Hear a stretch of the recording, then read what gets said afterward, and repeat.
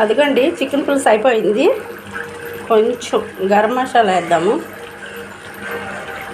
ఇందులోనే ధనియాలు, గసగసాలు, జీలకర్ర అన్నీ కలిపి చేస్తానండి గరం మసాలా ఇంట్లోనే. చికెన్ పులుసు అయిపోయింది. కొంచెం కొత్తిమీర,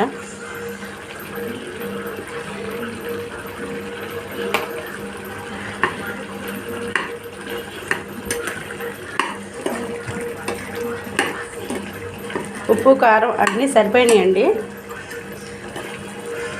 ఇది చికెన్ పులుసు.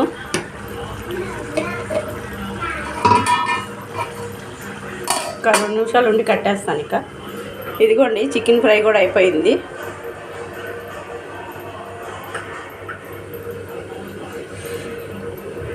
మొత్తం వేగిపోయినాయండి చక్కగా. ఏం లేదండి, ఉప్పు, పసుపు, కొంచెం ఆయిల్ కలిపి